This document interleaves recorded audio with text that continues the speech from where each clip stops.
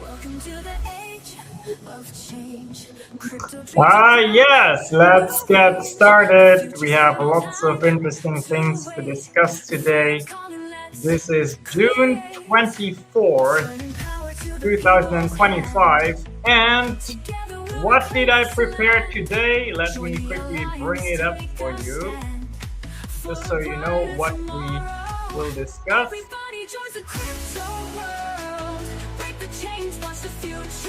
Michael Saylor wasn't always a Bitcoin believer. So how did one of the biggest BTC bulls in history even get started? We'll look into that. And then today we reveal his story, right? But that's just the beginning. Trump is reportedly furious as the Iran-Israel ceasefire crumbles, and whispers from the Fed suggest a rate cut may be closer than we think. And then we'll add in crypto-friendly banking policy. Yes, that's right. A looming Solana ETF and much, much more. So if that is of interest to you, make sure you like, share, and subscribe, because after all, it is very important if you plan your future around crypto that you do understand what is going on, and we have lots of bullish momentum, lots of bullish news. By the way, how do you like, actually it's there, how do you like the cover that we did today here? The ceasefire collapses, and this is supposed to be President Trump, but I guess the AI didn't want to collaborate, so it's someone else. But we will watch the video, in case you haven't seen it yet, where President Trump is very vocal about his unhappiness with Iran and Israel not sticking to the ceasefire. As a matter of fact, I think we're going to start with that just to kind of ease into the whole show with a little bit of humor, and then we'll go on. Tell me in the comments. Yeah, let's see where you're from. Yeah, Andrea, she likes the AI art. I like it too. And then, yeah, didn't know that was him, right? It's supposed to be him. And you see here in a moment why that is the case. You're gonna love it. So let me bring it up. Whoop. Okay, so the sound is a little weird because President Trump stands in front of a helicopter, right? And but I'm sure you'll still understand. Make sure we have sound. Here we go. Felicia is joining us from Seattle. Awesome. Thank you, Felicia, for joining us. Let's listen to it. And let me know if you find this funny. It didn't land. I'm not happy about that. You know what? We basically have two countries that have been fighting so long and so hard that they don't know what the fuck they're doing. Do you understand that? First hour, just drop everything. So, according to President Trump, these two countries don't know what the fuck they're doing. Let's listen to it. Let's listen to it again one more time. Have on them. So I'm not happy with them. I'm not happy with Iran either. But I'm really unhappy if Israel's going out this morning because of one rocket that didn't land, that was shot, perhaps by mistake, that didn't land. I'm not happy about that. You know what? We basically have two countries that have been fighting so long and so hard that they don't know what the fuck they're doing. Do you understand? Yeah, you know, interestingly enough, I think what he says here reflects the opinion of a lot of people. Like they completely, this whole Middle East situation is one where we almost forgot what the F they're doing, right? I have such a reluctance to cursing. It's weird. I can't even say it here on the stream. Anyway, Felicia, since you're here, you asked a good question in our private community, and you said, I think something along the lines of, could Bitcoin reach $1 billion US dollars? Well, that's really far away in the future where that might happen. But I do think personally that the likelihood of that happening is reasonably high enough for me, by the way, to really put my entire basically my entire wealth into the crypto space, and of course specifically Bitcoin. And your question has really started a quest of mine to really make sure that we all understand what Bitcoin is and why it is so powerful and why it is very likely going to reach these levels. So every day I'm going to talk a little bit about that. So so Andrea says, Shankar is not a cusser. That's so sweet of you. Yeah, Andrea, I have a hard time with that. So I'm reading this book, Principles of Economics. It's very well written by Saifedean Amos. I don't know if I pronounced that correctly, but he is a very important figure in the world of the academic approach to Bitcoin, because he wrote two other books that I'm also currently reading. One is the Bitcoin Standard, and then I think the most recent one that I also want to read is the Fiat Standard, right?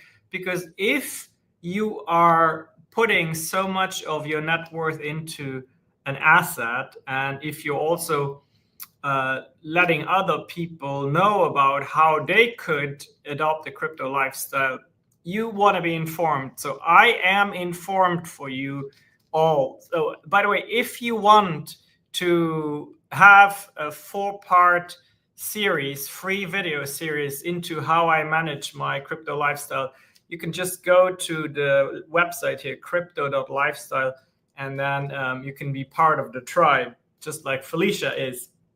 So as I was reading the other book, let's remove Mr. Trump. Okay, add to stage. So I'm reading this book, The Bitcoin Standard, and right in the beginning, we have this quote from Saifedean. Andrea, you have to look up how his name is correctly pronounced, because I'm probably butchering it here. But this is the quote that I want to share today. Bitcoin can be best understood as distributed software that allows for transfer of value using a currency protected from unexpected inflation without relying on trusted third parties. In other words, Bitcoin automates the functions of a modern central bank and makes them predictable and virtually immutable by programming them into code decentralized among thousands of network members, none of whom can alter the code without the consent of the rest. This is very eloquently explained what Bitcoin is, and I actually am planning to set up one of those nodes here in my home, because I definitely want to be part of that network, right? When he says thousands of network members, he talks about a Bitcoin node, and I want to be part of that network. That is very important to me, because the more decentralized this system is, the better it is to be the actual currency and store of value we all want. So Felicia says, yes, no more corruption and Feds, which is a private company, printing money. Exactly right. Bitcoin is, and that's one of the things I learned in the book, Bitcoin is in direct correlation to the energy that is required to create it. That's when you mine it. And of course, very, very important, there can only ever be 21 million of these beautiful coins, 21 million Bitcoins. By the way, my hat here says 21 million here. I don't know if people realize that when I walk around with it. So Andrea says, the fact we can be a part of it is a huge reminder that it's decentralized, and it is so cool that we can participate at all. I agree. It's very, very cool. So going back to trying to, on some level, predict what kind of value Bitcoin could have, I want to share one of my favorite charts here, the logarithmic regression bands, which on the left-hand side shows what Bitcoin was worth in 2011. Here, the blue line is the price, and then we go to the right-hand side, and we find ourselves now, of course, around 100. What is it right now? $105,000, 789. Okay, so I have, I don't know if you can see it. I got to show you. I have the Bitcoin chart on my Apple Watch. Okay, I got to show you that. It's to that degree that I live, breathe, and eat this Bitcoin stuff, right? And again, I think as someone who takes time to educate others, that needs to be me. So here, it's a little blurry, but here you can see the chart on my watch. Right? So now this regression chart here shows us that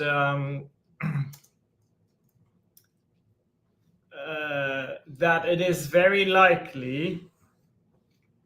So we're here now, okay, in 2025, and it is very likely that by, see here, you have 2028, and I would imagine here is 2030. It's very likely that at some point, Bitcoin, if it continues to behave like it did starting 2011, it will at some point touch this upper red band, which is the equivalent of $1 million, right? Which is very, very powerful. But let me tell you something that I kind of have a gut feeling about this.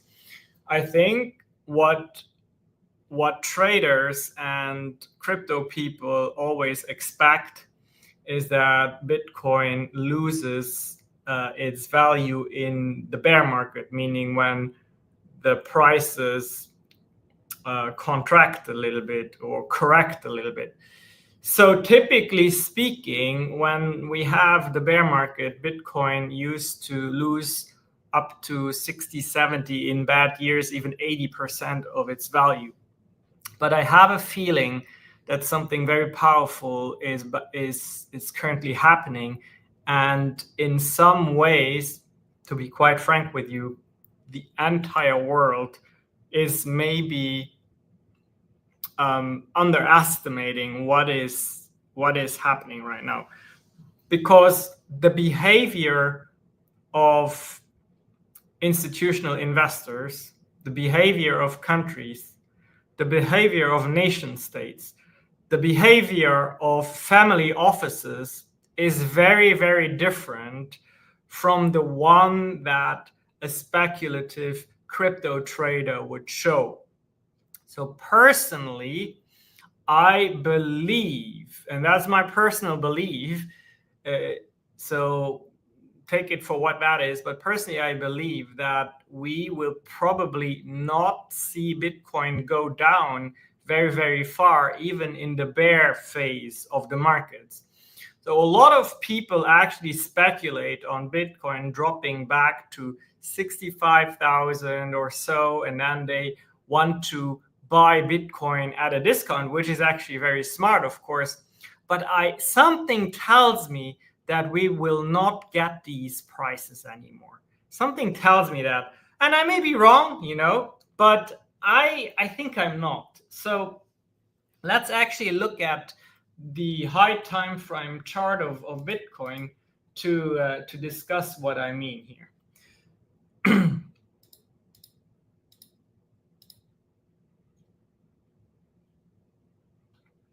So here we have the high time frame chart of Bitcoin.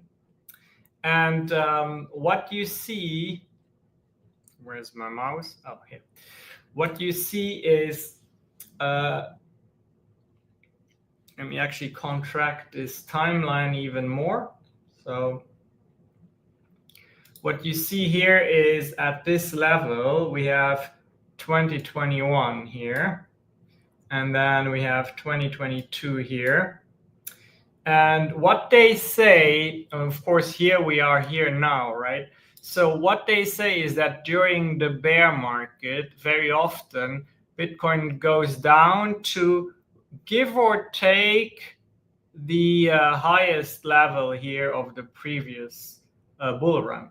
So that would take us to anywhere in between 68 to 72.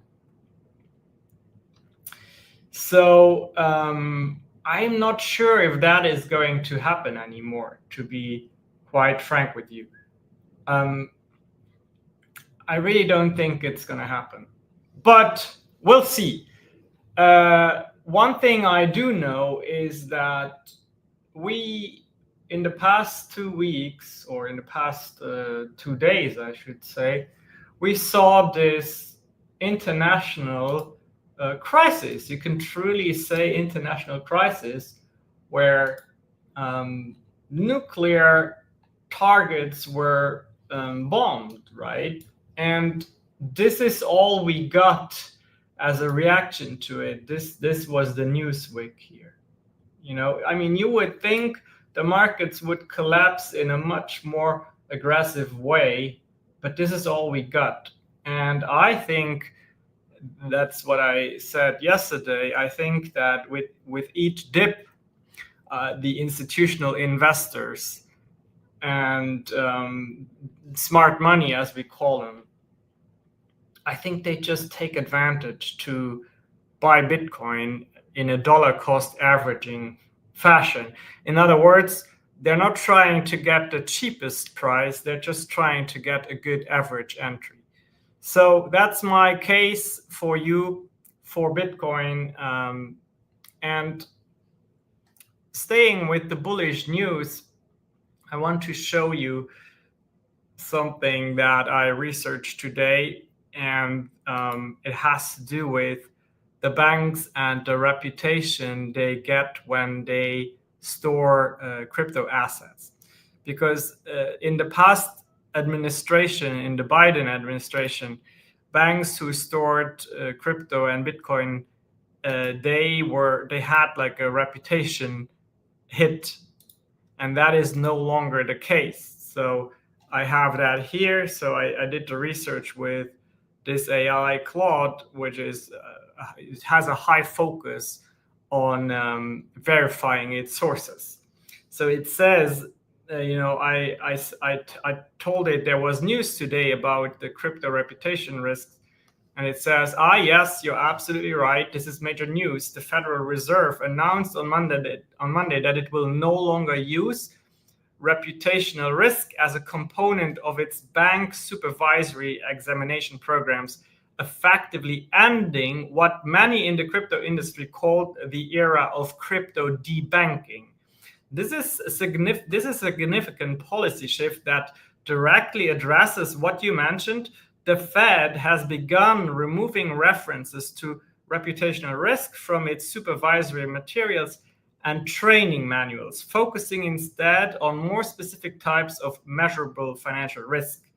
The Office of the Comptroller of the Currency and the Federal Deposit Insurance Corporation have also dropped reputational risk as an assessment item. The practical impact is huge for crypto companies. Previously, reputational risk was used to pressure US banks to reject crypto startups from receiving banking services, such as a business loan, for example. Now banks can rely on hard financial data instead of vibes when evaluating partnerships with crypto firms. This change comes under the Trump administration and represents a complete reversal from the previous approach. Note the complete reversal. More than 30 crypto and tech companies were denied US banking services following the 2023 crypto bank collapses under what was called Operation Choke Point 2.0. The timing is particularly notable. This policy change happened just yesterday, so this was literally yesterday, making my observation about banks no longer carrying reputation risk with crypto extremely current and accurate. So I hope you understand how powerful this is. This opens up crypto and Bitcoin to the institutions, to the financial powers that are instated right now. But I'm telling you one thing. Here's what I'm a little bit worried about. These powers at B, the banks and the family offices and all of these big financial and investment companies, they get it because they're smart money. So they're securing the Bitcoins right now. And that's not what is supposed to happen. You are supposed to secure the Bitcoins. You are supposed to see, this is the first time ever that a currency can be owned by the people. So we also need to embrace it and not let the institutions that for decades and centuries really had at their highest interest to prevent control of money flow and of money creation to be under the influence of the people. One, you can absolutely control a nation if you control the issuance of money, and also if you control the issuance of loans, and if you control what is accepted as value and what is not. So with Bitcoin, something very powerful has started that is undeniable to the institutions and to the powers in place. It's undeniable. They can't ignore it anymore. But now we just need to make sure that it stays, the power stays in the hands of the people. So that is why the crypto education is so very much important, right?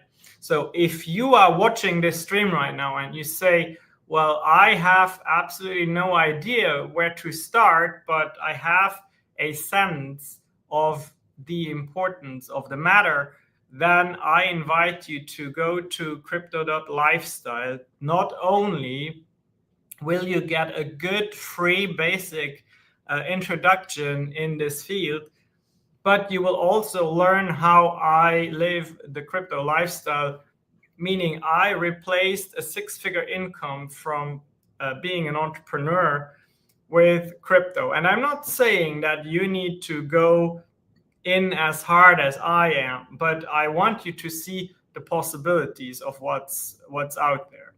One strategy that I discuss is providing liquidity for markets, known as liquidity provisioning. And that just simply means that you can, in the realm of crypto, do what so far was only reserved for financial institutions. And that is, you can benefit from the fees that occur when buyers and sellers operate in the market. It's as simple as that. And one of those markets that is up and coming is the Solana market as well. There's so many different markets, and you can provide fees to so many different types of markets. But the Solana market is one that is very interesting as well. Why? Because Solana is on track to really have their version of an ETF. And if you know anything about ETFs, it is the way for, again, institutional money, for the smart money to invest into a crypto asset in the way that they like to do it, okay? So you see here the crypto token Solana ETF hopeful amend filings with SEC. So actually there is a service called Poly Markets, and it helps. It's a very cool service because it helps you predict. It basically puts value on predictions. Okay, so here you see that there's a 90% there's right now a 90% chance, according to Poly Markets, meaning people literally bet dollars on this outcome. 90% are in favor of the Solana ETF being approved by December 31st of the year 2025, which is huge. The Solana network is a very, very powerful network. It is very fast, is very nimble, and is way more modern than other networks, including the Bitcoin network. But yeah, the importance of knowing these things is huge, because now you can maybe say, well, it makes sense to provide liquidity to this market and collect those fees, just the way Shankar does. And you can indeed do that. So Felicia says, historically, that's always hard. Keep the power in the hands of the people. Small businesses must start accepting payments in crypto and stablecoins. 100%, Felicia, that is correct. And they are starting to do so. There's one payment system, point of sale system, that belongs to the company Square, and they are actually integrating Bitcoin payments into their point of sale systems. It's just up to the business owner now to enable that. But you're absolutely right. And Andrea and I, we also have set up our Satoshi wallets so that we can do peer-to-peer payments in Bitcoin. We went to the Bitcoin meetup here a few weeks ago, and we were able to pay our ticket peer-to-peer from wallet to wallet. So all of that is developing. The stable coins also, couldn't agree more with you. Felicia says crypto ETFs pay super high dividends too. So yeah, I haven't looked into the ETFs as a user because I like to do everything in self-custody, but they do have their place in the ecosystem, and they are extremely, extremely important for the promotion and the ongoing evolution of this space. So let me show you actually how I harvest fees from the Solana market. I want to show you that because I think you will be very, very surprised how powerful that is. And yeah, I decided to show you that today. You'll be surprised. Here we go. So do you see here, it says 24-hour fee, okay, 0.43%. Now, I want you to kind of let that compound. Yeah, I want you to let that compound. I want you to let that process in your mind for a moment. Do you have any idea how powerful that is? Because that is per day. Okay, so what is 0.43 times 365? That is 156% on an investment, which is absolutely insane in traditional finance. But that is relatively achievable in decentralized finance. Not only is that available to anyone without revealing your name, without applying, no, but you can also, the powerful thing is these fees that are generated right now, it says unclaimed fees, $146. That is from 1 day of doing this. These fees are claimable in real time at any given point. I do it once a day. Let me ask you, how would your life change if you knew you could participate in the Solana USDC marketplace with a capital of only, I say only, right? Because that's relative. For some people, $20,000 is a lot of money, and it is a lot of money. And for others, it's not that much, right? But how would your life change if you had $20,000 available to you, and you could generate this kinds of returns every single day? That's crazy, right? That's what some people earn, really, in their main occupation. Now, the question you have is, well, how do you do that? The answer is you only have access to these powerful tools through education. You only have access if you know how decentralized finance works. If you only have access if you know how self-custody works. You only have access if you know how to on-ramp on a centralized exchange, jump a bridge, jump into DeFi, and then connect to this platform. So the key to all of this, the basic knowledge to all of this, I give away for free. And here it is. You go to crypto.lifestyle and then give me your information. I'm the only person who gets it, okay? And in return, you get a 4-part video series that on a very high level explains you how this works. That's the start of your journey.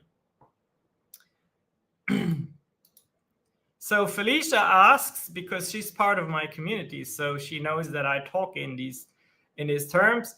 Is this this Sol USDC pool high or medium risk? When are you teaching it? Yes, so great question, Felicia. You know, this platform on which I am doing this is pretty established. Number one, Solana is here to stay. Number two, but it's of course an alternative coin because it is not Bitcoin. It's also not Ethereum, right? But it is, in my opinion, a coin that is here to stay, and is, in my opinion, a coin and a blockchain that is superior because of its speed. So it will be highly volatile, you know. So I would place it somewhere in the mid to high risk category still, because each time you operate in the decentralized finance space in DeFi, automatically you are in a risky space. I wish it was different, but it is because of the technology risk, which we call platform risk. All of these things are somewhat unregulated, and that has its good sides. Because of the unregulation or of the lack of regulation, this is the only possible. Because I can guarantee you, once it is regulated, guess to whom this will be accessible? Not to you anymore, unless you are what we call a so-called accredited investor, which is a code name for a person who's already rich, right? But for the simple man and woman, this wouldn't be accessible if it was regulated as the normal financial space is. So to answer your question, when are you teaching it? I'm teaching this and everything you need to know, start to finish, in a boot camp that is the next boot camp here is July 8 and 9. Between 9 a.m. and 2 p.m. Central Time. The only way, this boot camp is a paid boot camp. The only way to even get access to that offer is by joining my list. And you know that the way you get on my list is crypto.lifestyle. So that's where I will teach it. I will tell you though that the free 4-part video series is a good start to prepare yourselves for the bootcamp, because you're going to be drinking from a fire hose in those bootcamps. I think there's so much to know, and yeah, I am lucky that I am in a situation where I have time freedom and location freedom. You could call it financial freedom, where I can spend all of my days traveling the world and studying these things, also figuring out how can I teach this. So that's the whole thing. That's kind of my mission, right? But yeah, good questions, Felicia. Thank you so much for assisting this this stream. That helps me a lot when I have members of the community who attend as well.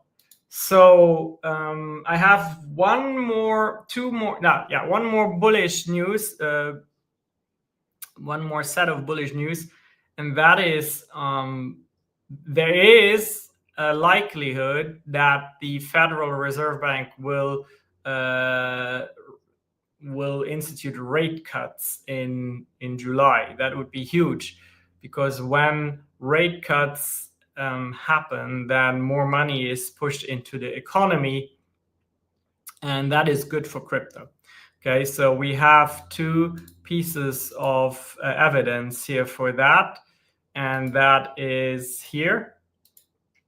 So we have the Fed Governor Bowman favors July interest rate cut if inflation stays low. Okay, so this is on CNBC. And then we have also the Fed Governor Waller says central bank could cut rates as early as July. And you know what the interesting part is that whenever these rates are cut, it basically means that more money is injected into the economy via money printing, which is essentially what is kind of bad for fiat, if you will, but good for crypto, especially good for Bitcoin. So yeah, this is very bullish, and the way I am going is that I make sure that I have a healthy ratio between Bitcoin and stable coins, and I only keep in fiat what's necessary to operate my businesses. By the way, I completely forgot. That's how Michael Saylor started. So I want to tell you this story. Essentially, during COVID, if you were a business owner, even if you were an employee, everyone was impacted. Businesses, the world basically came to a standstill to some degree. And Michael Saylor at that point had 0 Bitcoin, but he was operating his company MicroStrategy, which was a software as a service company, I believe.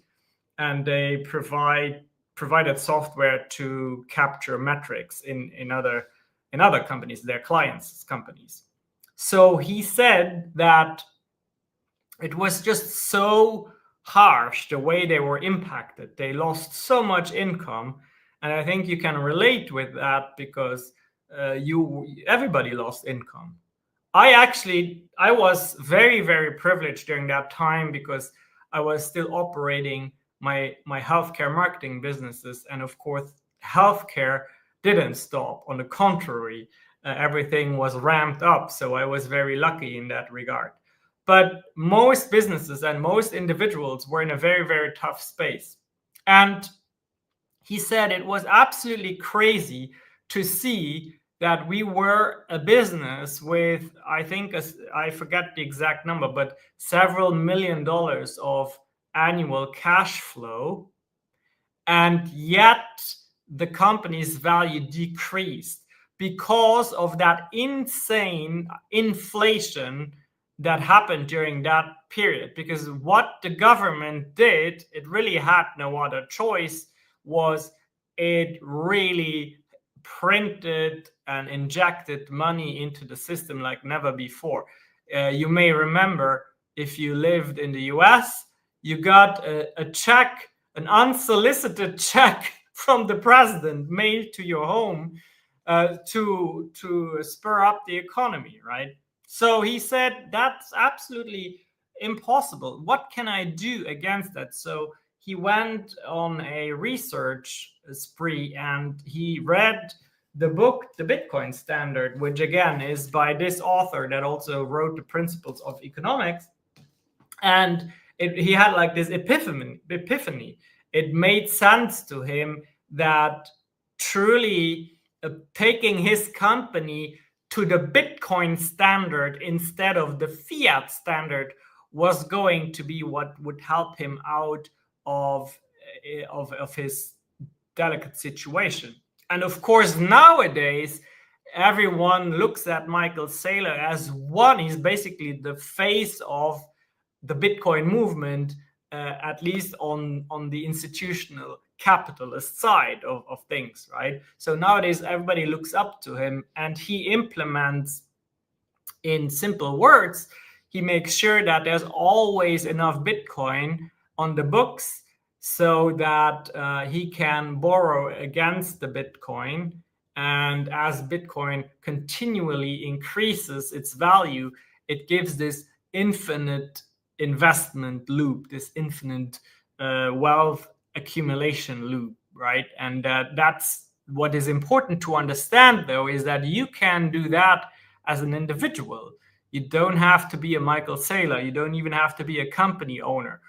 All you need to do is you need to accumulate your Bitcoin, and then you need to know how to actually borrow against it in a safe way. You need to actually know how much to borrow and also where to do that without needing anyone's approval and all of these things that, again, I'm very interested in teaching. And that's also, you're going to learn that in my bootcamp. Let me see here. Maybe Andrea sent me something. No, she did not. No, that's something else. Okay. I think that's it for today. Let me look at the comments. Put your questions and comments in the chat if you have any before I stop today's stream.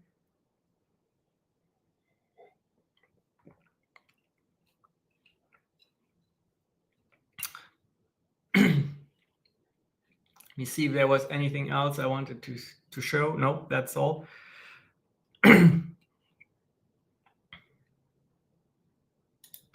Okay, so let me ask you this.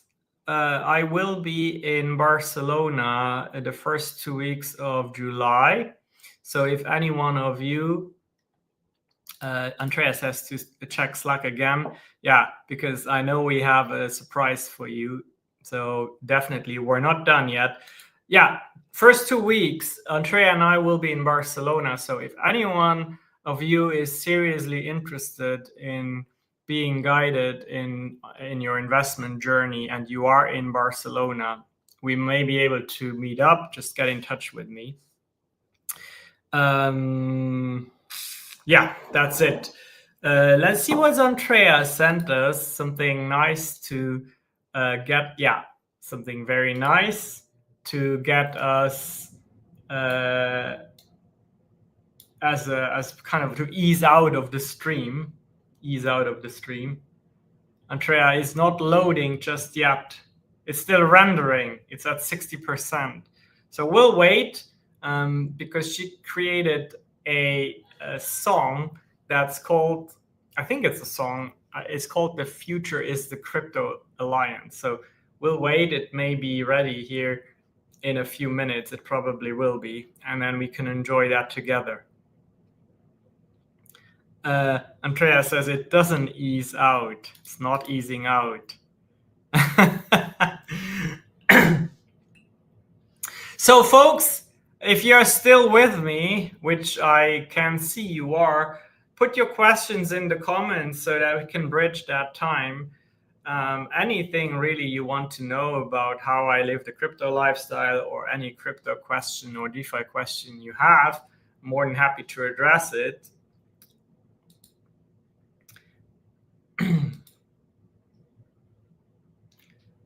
I think it might be ready now. Yeah, I think it is. Okay. So You can still put your questions in the chat. I'll come back after we have watched what Andrea did for us.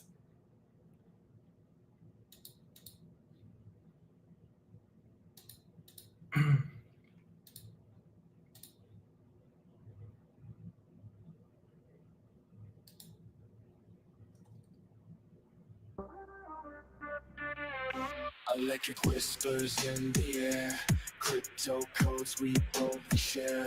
Alliance forged in virtual flame, a digital bond we dare to claim. We rise in streams of light. The blockchain pulses through the night. No borders hold, no chains restrain. The crypto alliance breaks the game.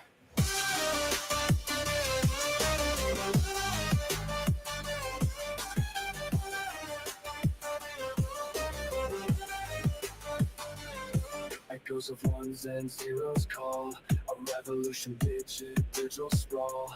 Our power flows through every chain. In this alliance we remain. Heavy beats and neon glow, through the network currents flow. A future built on what we trust. The crypto alliance rise from. We rise in streams of light. The blockchain pulses through the night. No borders hold, no chains restrain. The crypto alliance breaks the game. Echoes of ones and zeros call, a revolution digital sprawl. Our power flows through every chain. In this alliance we remain. Heavy beats and neon glow, through the network currents flow. A future built on what we trust. The crypto alliance rise from dust. This is the age where code aligns. A world beyond the old confines. Together strong in digital trends. The future calls the crypto alliance. The crypto alliance. The crypto alliance breaks the game. Oh no, did it say Cramps Alliance?